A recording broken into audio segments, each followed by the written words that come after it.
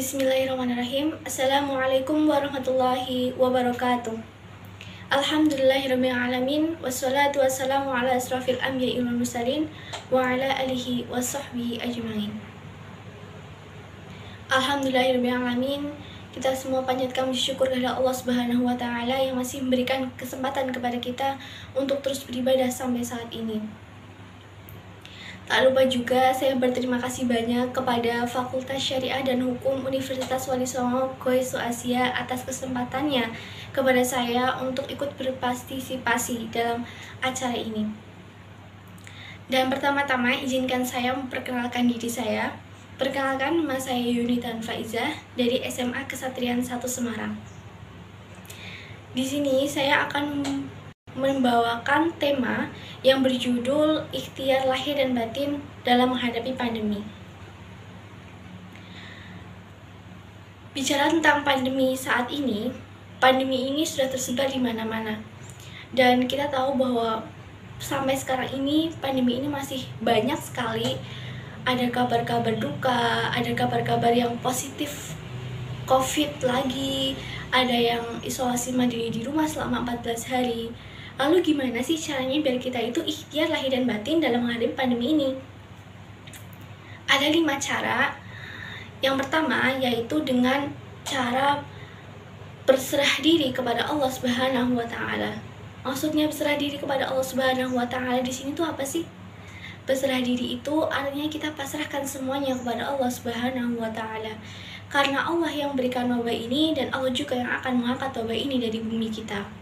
Yang kedua yaitu dengan cara memperbaiki diri kepada Allah Subhanahu wa taala. Sih maksudnya memperbaiki diri kepada Allah Subhanahu wa taala dengan cara apa sih? Dengan cara kita melakukan ibadah yang telah ditetapkan oleh Allah Subhanahu wa taala. Seperti apa contohnya? Seperti sholat, puasa, zakat, terus membaca Al-Qur'an. Dan tak lupa juga kita berdoa kepada Allah Subhanahu wa taala agar wabah ini cepat berakhir di bumi kita. Karena sejatinya doa itu adalah senjata bagi seorang muslim. Dan yang ketiga yaitu memiliki sifat yang optimis. Optimis itu di sini apa maksudnya sih? Optimis itu maksudnya adalah kita berprasangka baik kepada Allah Subhanahu wa taala atas apa yang telah Allah tetapkan kepada kita. Kita prasangka baik kepada Allah karena di sini dijelaskan dalam hadis riwayat Bukhari, Allah itu menuruti setiap prasangka hambanya. Jika prasangka hambanya baik, maka Allah akan memberikan kebaikan yang lebih. Hadis riwayat Bukhari. Dan kita juga bisa meladani loh sifatnya Nabi Ibrahim alaihissalam, yang dimana beliau ini terkenal Nabi dengan keoptimisannya.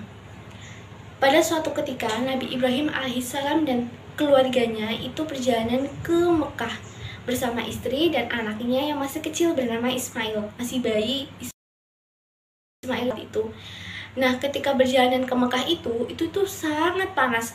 Dan ketika berjalan itu dikisahkan itu sampai di depannya itu seperti maut yang akan menjemput beliau gitu. Kita bisa bayangkan kan gimana panasnya di sana, gimana panasnya perjalanan Nabi Ibrahim alaihissalam dan para keluarganya.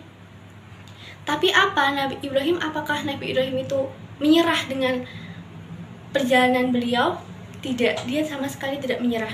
Di dalam Quran surat Ibrahim ayat 37 jelaskan bahwasanya Nabi Ibrahim alaihissalam berdoa kepada Allah dan beliau langsung berubah 180 derajat.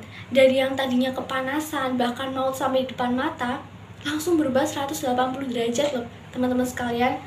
Jadi ketika itu Nabi Ibrahim alaihissalam itu lari-lari kecil dari Bukit Safa ke Bukit Marwah. Nah, kali ketujuhnya itu keluar air di sekeliling kakinya anaknya yang bernama Ismail. Dan air itu sekarang dikenal dengan air Zam-Zam. Masya Allah, Allahu Akbar ya, Masya Allah sekali. Dengan kita optimis kepada Allah, maka Allah akan berikan yang lebih kepada kita. Lalu yang keempat yaitu dengan mengikuti cara kehidupan Rasulullah. Maksudnya mengikuti cara kehidupan Rasulullah itu apa sih? Maksudnya kita mengikuti kegiatan-kegiatan di kesehariannya Rasulullah. Maksudnya apa sih? Seperti misalnya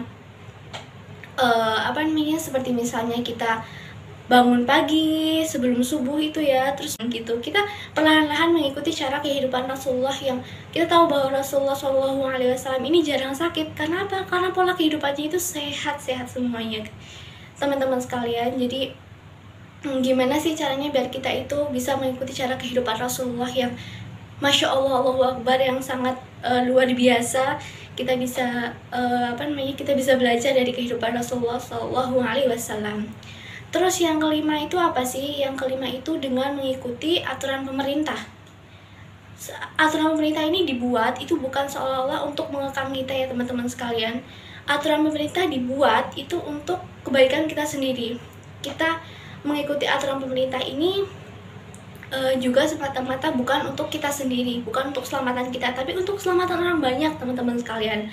Baik dari keluarga kita, teman kita, lingkungan kita, sekitar kita itu.